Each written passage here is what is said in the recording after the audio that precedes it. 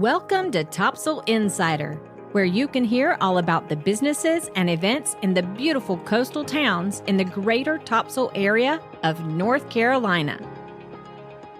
Coming up, today we're interviewing Mariah McKinney, a lawyer and partner at Garlock McKinney.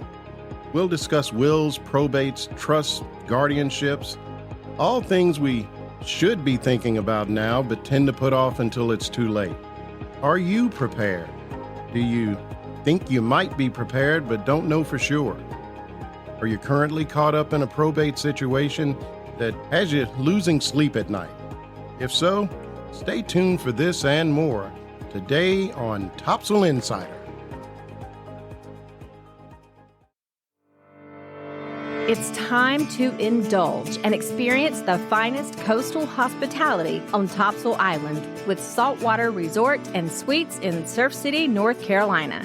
Designed to exceed your expectations, guests can enjoy elegant suites featuring premium, luxurious bedding, fully equipped kitchens with dishwashers, 75-inch flat screens, ensuite washers and dryers, and gorgeous ocean views. With the grand opening of their newest location, you can now relax in their saltwater pool and modern clubhouse, perfect for unwinding, socializing, and private events. Book your next beach getaway today at saltwatertopsail.com or call 910-886-4818. Saltwater Resort and Suites, redefining luxury on Topsail Island.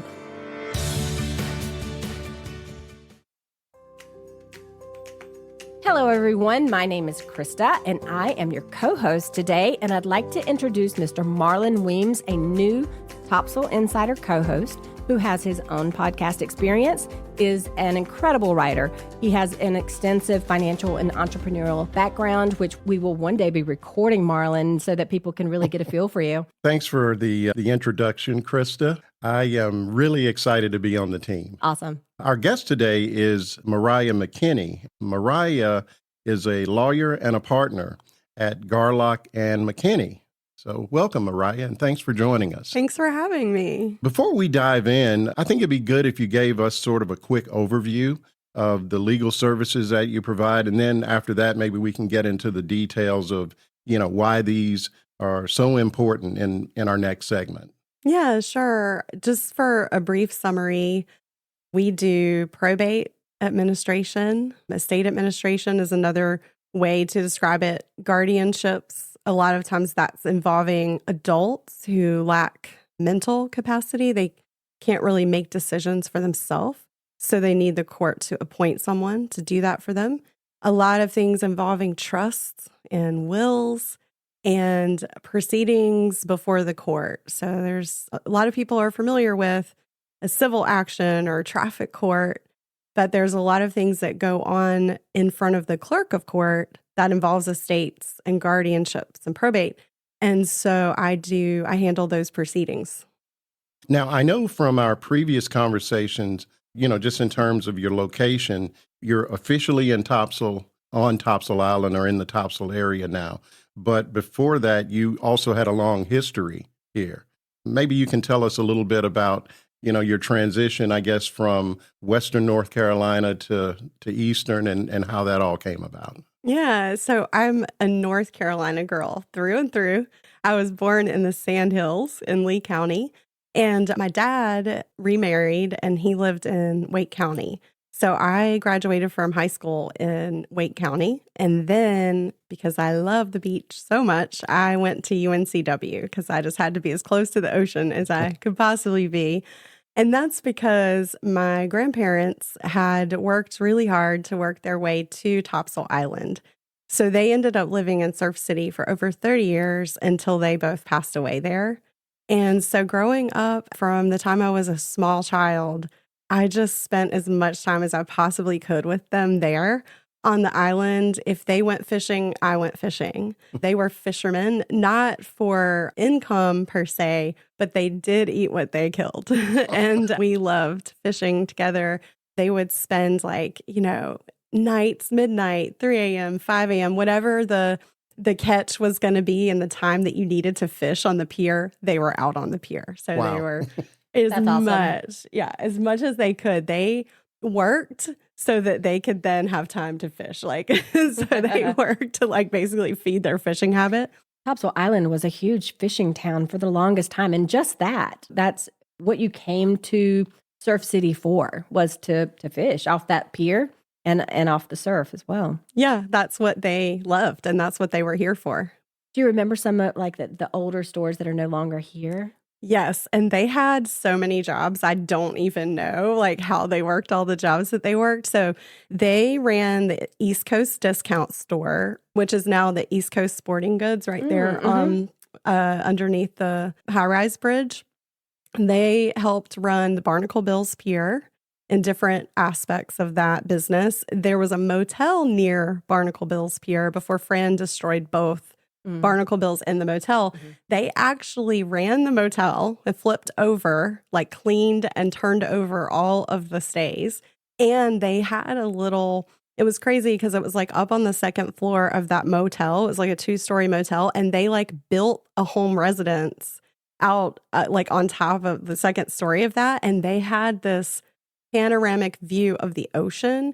They were literally just steps from the ocean. And they had this huge glass window, and every morning we would just pull back the big drapes and the ocean was just right there. So gorgeous. Yeah, it was awesome. They my grandmother also worked at the IGA and they worked at Seaview Pier. I mean, they worked everywhere. They were just literally, it was like their heart and soul. You know, the island was just a part of them.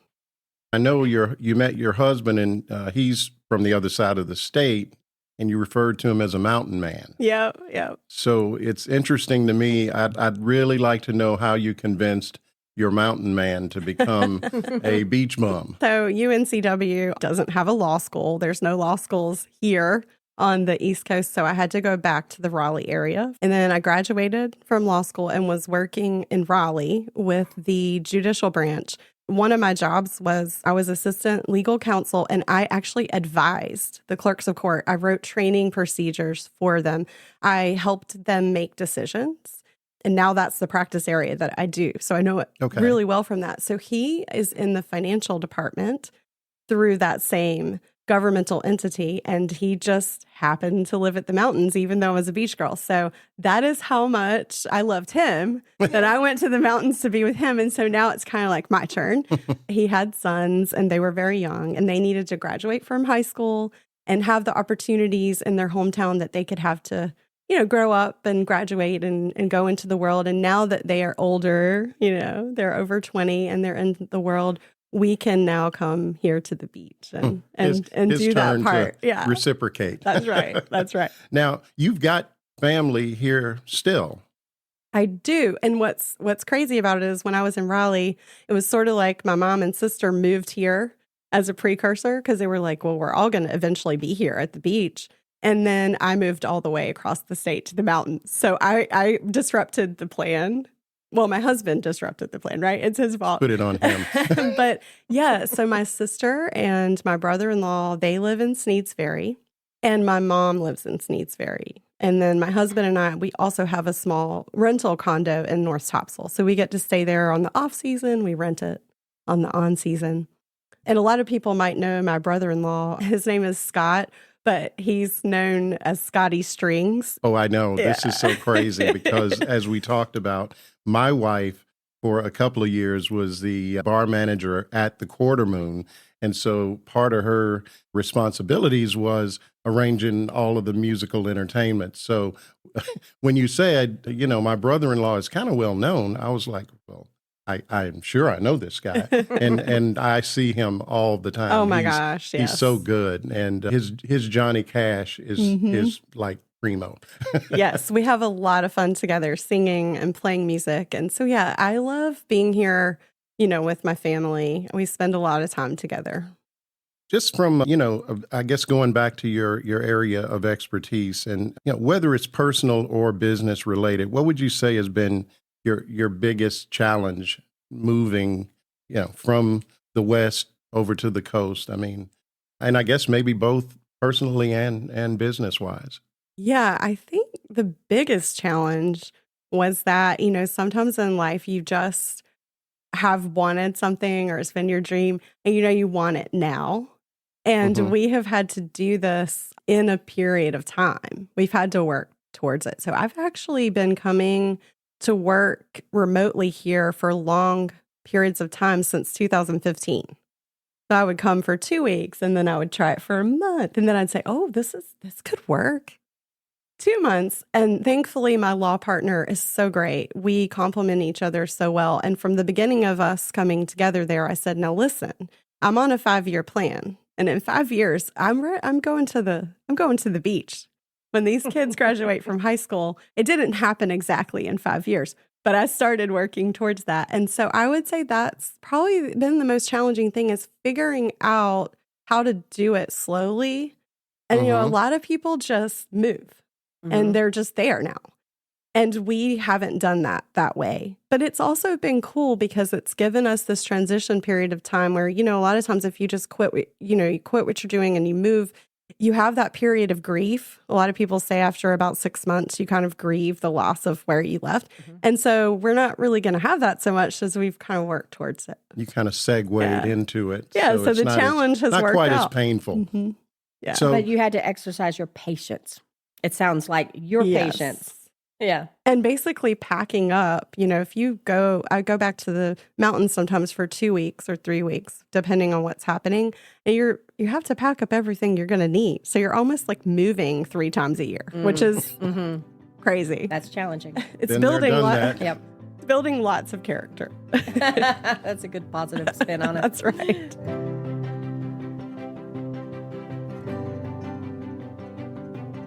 So why don't we talk and maybe dig in a little bit into your primary areas of business? And as I understand it, you've got 4 sort of buckets of business: wills, probates, trusts, and guardianships. So why don't you tell us a little bit about each one of those and what the struggles or how hard or easy each one is, or maybe even talk about how important it is to sort of prepare for those things sooner rather than later.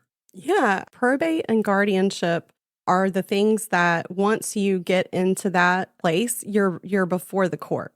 So you're at the default level. So it's kind of like almost like you failed to plan to avoid someone else making decisions for you. So when you get into probate and guardianship, you're talking about super costly. Contested estates, you can see multiple attorneys coming in representing multiple people, and you can see hundreds of thousands of dollars in legal fees. Sometimes that couldn't be avoided, but sometimes it could have been avoided if the intentions were made known and if the estate plan was written in such a way that it worked the way that the person intended.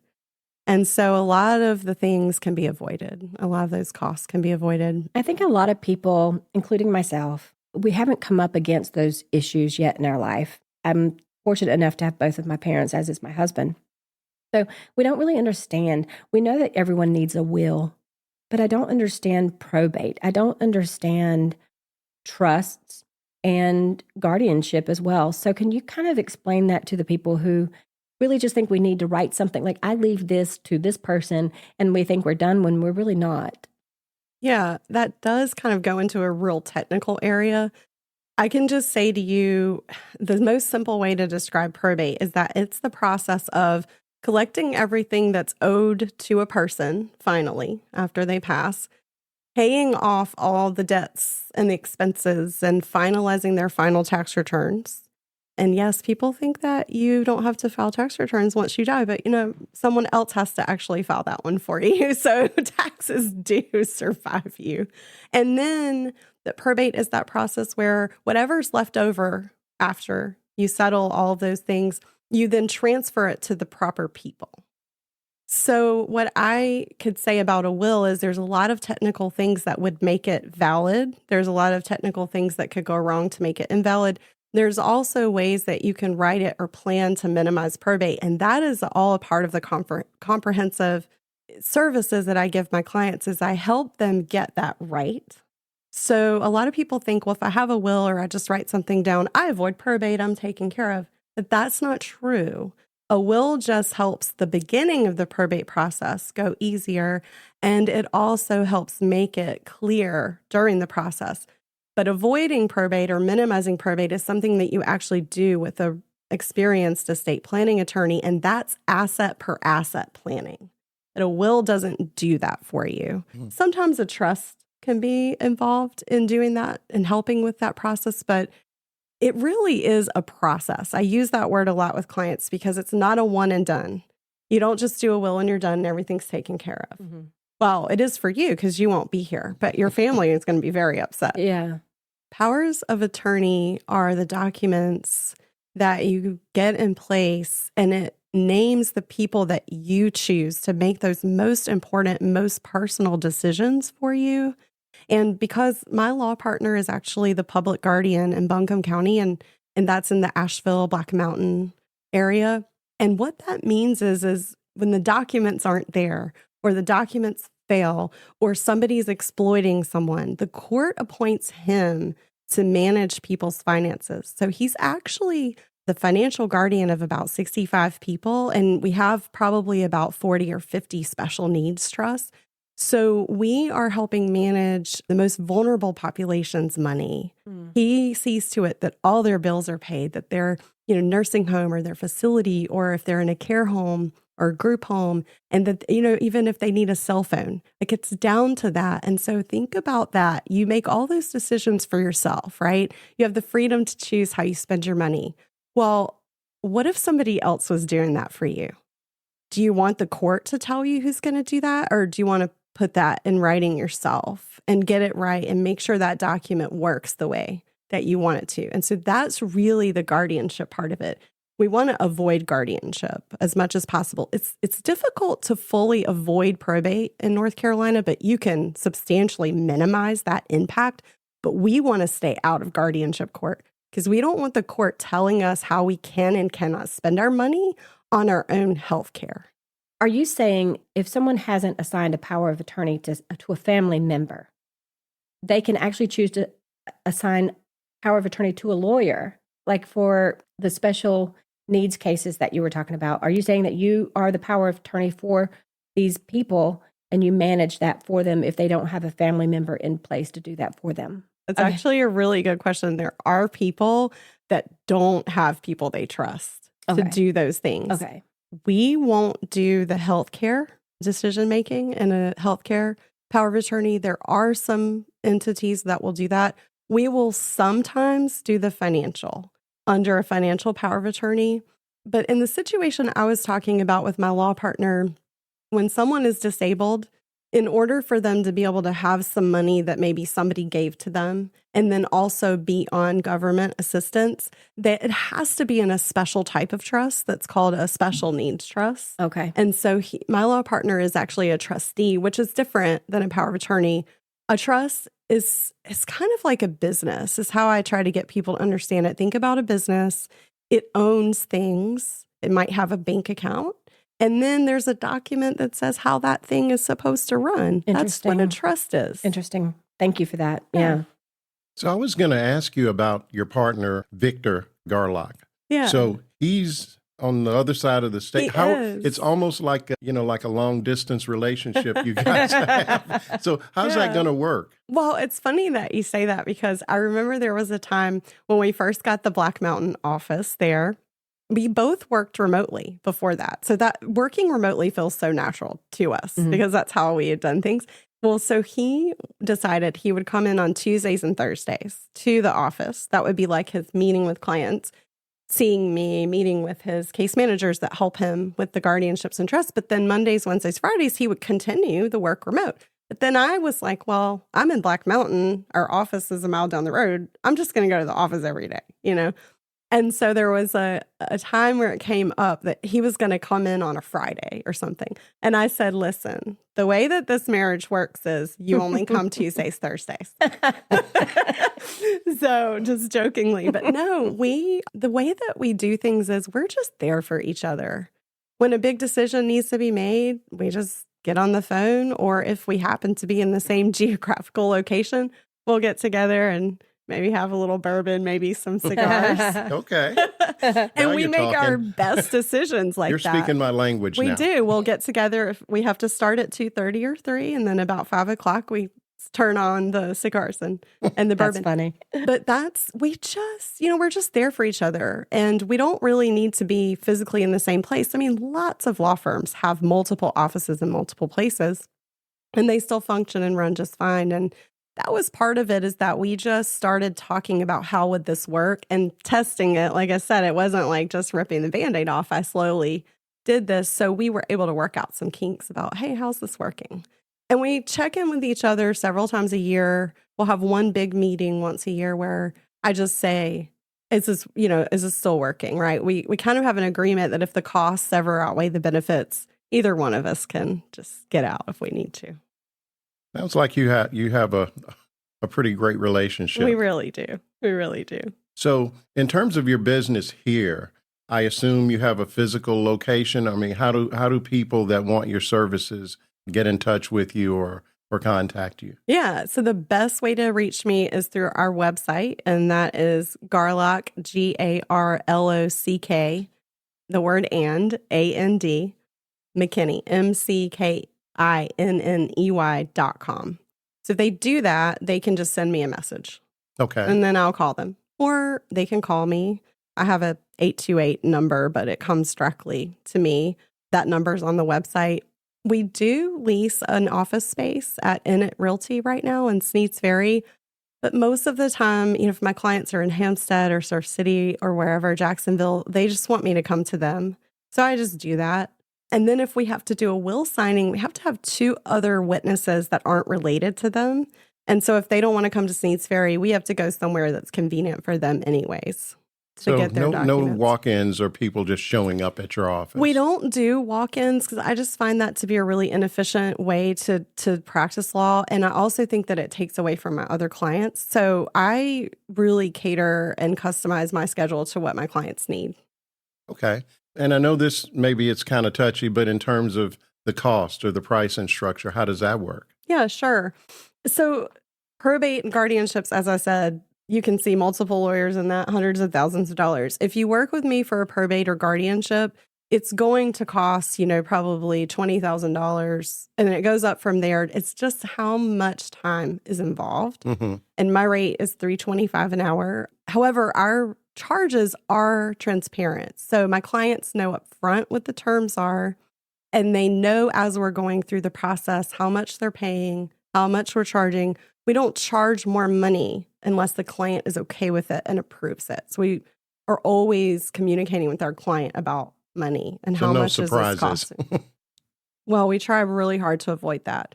And then if someone wants to do a will with me for the basic estate planning, which still includes comprehensive advice, we get down to the details. For a couple, it starts at $1,500, and then for individual, $1,000 or so. And I would just tell people, if you're looking for cheap, right, it's going to cost you more later. Mm-hmm. And if you're okay with that, you're okay with that. But, I don't do cheap wills. That's just not my thing. Low cost leader. Yeah. And I worked in 2 probate offices as well as being associate legal counsel for the clerks of court. So I really know probate well. So the prices that we charge is very competitive with other lawyers that would have the same type of experience. I still think I probably beat some of their prices, but what you get when you work with me is really worth what you're paying. So now that you have the office here, are you hiring staff or is it just you? How's that going? Right now, it's just me here. And our staff in Black Mountain, they're awesome. So they can support me whatever I need, even if they're remote. I am not looking to hire right now, but we'll see, maybe sometime next year.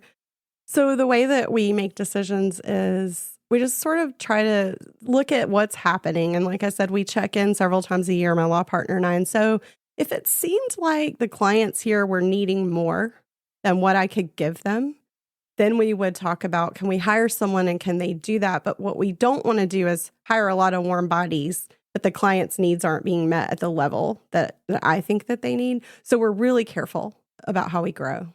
I remember from our earlier conversation that you also stated that you tend to dive into probate and will issues that are already kind of in the process of being worked out, and they got really messy, and it's become like a big ordeal. And that's what you thrive in. Like, you dive in and you clean up the mess, kind of. Can you tell us a little bit about that? And like, are you taking these over from other lawyers, or is it just it starts out messy, or did someone else make a mess of it and then you decided to clean it up? Yeah. So I am one of the lawyers that will help people when it's already started. A lot of law firms will say you have to start with me, and that way they know they can control the process.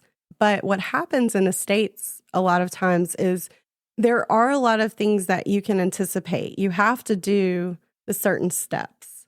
But throughout that process, you could have, for example, a creditor you didn't know about. But you have to deal with that. And sometimes those kinds of issues just blow up so quickly, and it's kind of like quicksand, and the person just gets, sucked up by it. So, it goes off the rails quickly. So I do really enjoy, I hate it that people have to be in those situations, but once they do get themselves in those situations, then I do really like helping them out of it. So I'll just work with them. We just put in the hard work, even when something goes awry. For example, this has happened a couple of times. So you go into the courthouse and you open your estate, and then you go through your whole thing. You pay the bills, you distribute all the money. You assume you're doing everything correctly. The clerk's office cannot give legal advice. They give you a packet of papers, they give you a brochure. Well, there's so many different ways that the wording in that brochure can be interpreted. And so the clients do things. Then they go to file what's called an accounting with the court. The court actually audits every single thing to the penny. You can't even round up or down like you can with the IRS. They're worse than that. So yeah, they file their documents, and they don't know until after they've done it all, if they're doing it themselves, that they've done it wrong. And then the clerk's like, you've done it wrong, but we can't help you fix it. You need a lawyer. So they've already paid money out. They've already done these things, and they come to me and they're just so upset. They're worried they're going to go to jail.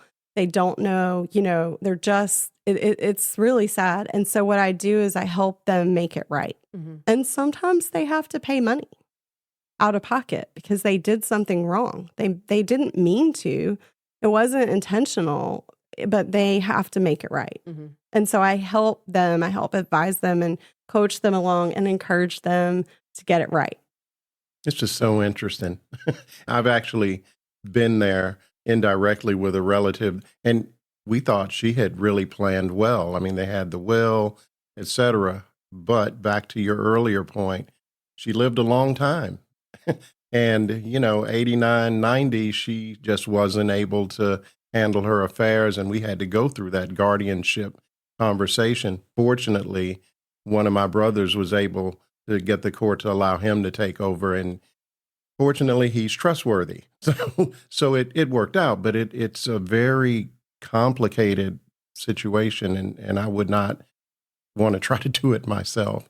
One example of it, what could happen if someone doesn't have a financial power of attorney, and I don't mean to sound scary because it's going to be a scary situation, but we see this all the time since my law partner is, a financial guardian for so many people. So husband and wife buy their home together. On the deed, they are a married couple, husband, wife. If one of them passes away and they don't have a will, their home will go to the survivor. No big deal. But if one of the spouses was in an accident, and we've seen this happen so many times, and they became unconscious, they then became brain damaged, they could no longer do anything like sign over property or sell property or pay their own bills. And this couple doesn't have financial powers of attorney.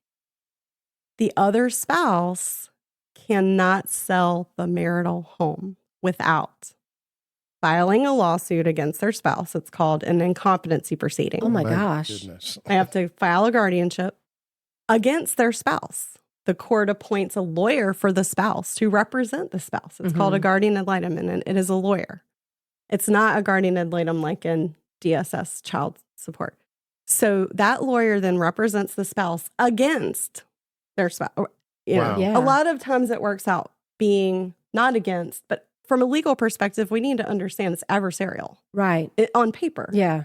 So then once the court says, okay, fine, you can be the guardian, you still have to account to the court for how you spend each other's money. So this joint account that you used to have together where you share money, you now split your money and you have to pay your spouse's bills separately. Can't buy joint food. You can't pay that. It has to be separate. And then you still can't sell the house. You have to file yet another proceeding and request the court to give you permission to sell the other half. So we're talking how much money after that? 30,000, 40,000, 50,000. So because maybe somebody doesn't want to do their documents or they want a cheap power of attorney, a do-it-yourself one, they're now in guardianship court because it failed. And that's the thing that I would like to help people avoid the most. That is scary. I It don't is- believe people know about that. No, certainly not. They don't I have until never they do. heard this before. They don't Well, until they do. yeah. And it's too late. Wow. Okay. Well, thanks for that. Moving on. Yeah, so don't wait until you have to, do that. Don't wait until it's too late. Well, this is why a lot of people, they don't know that that's a possible scenario, but they do hear you have to have those things. So they go and they Right. get them. But some people don't, and those are the people who actually, unfortunately, go through that situation. And I guess that's the folks that show up at your door. Yeah. And we'll help them. And I'm glad to help them, but I want to help people avoid having to do that. Sure. But it's good that people like you are around, though, too, Well, thank because you. that is one heck of a mess. It is. No, So- I think this is a very important episode, and I Yeah. thank you for explaining Thank that you in for such having detail. me. Because really, I feel clueless, and after that, now I'm also scared. Yeah, I've learned a lot, but I've definitely got to make some plans, too. Yeah, Well, I have my may be business calling cards you. with me. yeah, we'll take some.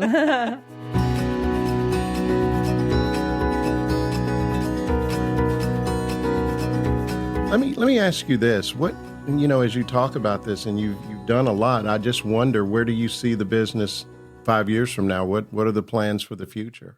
Yeah, I mean, I love to help people with complicated things, in my practice area. So I am just super grateful to be able to be in this place that I've dreamed of being in, for so long, and be able to bring with me this experience that I have and this knowledge that I have, and to offer these services to help the people here and the citizens of our great, Topsail area. And so that is so exciting to me. I don't like it that people go through hard things, but I feel very fortunate to be able to be one of the people that can help them through some of those things.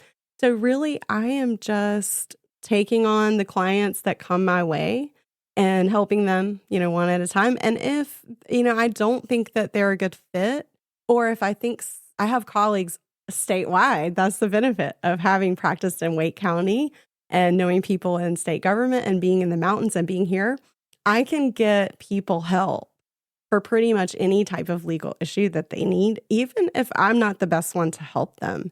And a lot of people, they'll cold call law firms. They'll call 10 law firms sometimes. And then I'll talk to them and they'll say, you're the only person that called me back in a short period of time. And so sometimes I can just help them get to the next level, because lawyers are really busy and taking in a cold call and taking that client on, not knowing them. But if you have another lawyer get them to you, they're going to get in Right. and get their needs met a lot quicker. So I can do that for people as well. It's relatively easy for you to work with people from outside our area or just across North Carolina, period. So is there a way around the signatures when you're signing documents? A ton of my clients are out of state. Are they out of state Yeah. as well? I don't meet with a lot of my clients in person. Okay. I can do so many things and have been for years and years and years before we had this whole. So do you mountains sign to see. documents electronically? Like or how's that? e-signatures? The court won't let you do that, and you Oh. can't do that with wills. So what you do with probate documents is I have this whole system, this way that I get them to the clients, and they have this list of instructions, like bulleted instructions, each document, what it is. They have opportunities to talk with me or get on Zoom if we need to, or whatever it is that they need. And then they have the instructions to go get them notarized and then how to get them back to us so then we can do the filing. Mailing it through FedEx or UPS or whatever with detailed instructions. Yeah, and either me or my staff members will help coordinate that. That's a great question. Yeah, I hadn't thought of that. So you're working with out of state, so it's not just North Carolina folks. And the laws are different across the states, I would imagine. So we only do North Carolina probate. We can do any county. We can practice anywhere in North Carolina. But what happens is if you lost a loved one, but you don't live here, then the people who live out of state will call and say, I need help. Or there could be a primary estate in a different state, but they just have one asset here, like a home or a rental property. And they need what's called a secondary estate or an ancillary. And so I'll do that piece for them. Before we wrap things up, Mariah, what would you say is the one thing you want to leave our listeners with today? Again, I'm really grateful to be able to help people. And it does sound a little cliche when people say, well, why did you want to be a lawyer? And a lot of lawyers, believe it or not, will say, I wanted to help people. And lawyers don't really have the greatest reputation for helping. Right. Well, and just, they get a bad rap. But there really are a lot of lawyers out there that really want to help people. And it is such a privilege to be able to truly help people. And I also would say this, I do take the attorney and counselor at law role very seriously. A lot of people just want to be a lawyer. But with what I do, if you've had a loved one who loses capacity, you're already grieving a loss. If you've lost someone to death, you're grieving. So I'm kind of like a grief counselor in some respects, that people come to me and they sometimes have a foggy brain. I mean, they can't even move forward to the next thing. Going to the bank to close a bank account because their loved one died. Yeah. Removing their name off the bank account is like a breakdown for some people. It's so sad. And so what I do is I take that heavy burden of all these technical details and the finances and the nuances and the spreadsheets and all the court requirements, and I bear that burden for them. I've never thought of it that way before. Thank you so much. I feel like I've learned so much from this conversation. Seriously. Well, you guys are wonderful. Thank you. Thank you. So I guess we're out of time, Mariah, but before we wrap up, let's remind everyone how they can get in touch with you. Yeah, the best way is our website, Garlock, GarlockAnd McKinney, McKinney.com. You can read a little bit about me, read a little bit about the practice areas, my law partner, and then just on my bio, it says send Mariah a message. You just send me a message and I will get in touch with you or someone at our office will. Okay. Awesome. What about social media? Are you on social media? Yeah, we have a Facebook page. People can message me from Facebook. You can just look me up. I don't care if you message me through my personal page. I use it pretty much only for business anyways. Any way someone wants to try to get in touch with me, I will respond. Okay, so insiders, you know that you can go to our show notes where we'll have the website link for you along with any links to Mariah's socials. So thank you, Mariah, for joining us today and telling us all about Garlock and McKinney. And it was a pleasure chatting with you and getting to know you. I think you're awesome. And Marlon, you did great. I love having you as a host for Topsail Insider, and I'm really looking forward to having you do a lot more interviews for us. Thank you. Thank you. Same here. I'm excited about it. Hey, if you enjoyed today's episode of Topsail Insider, please show your support by clicking the follow or subscribe button on your favorite podcast listening platform. You can also follow us on Facebook, Instagram, Twitter, and YouTube. Please also go to topsailinsider.com and join our mailing list by clicking on the Make Me a Topsail Insider button. While you're there, you can click the Send Me a Voicemail button and let me know exactly what you're thinking. Your message just might be on an episode of Topsail Insider. You can email me at krista@topsailinsider.com or call or text me at 910-800-0111. Thank you for listening and supporting Topsail Insider and our local businesses and nonprofits. These are our neighbors and our friends, and together we build a mighty and a beautiful community I'm super proud to be a part of. I'll see you around Topsail.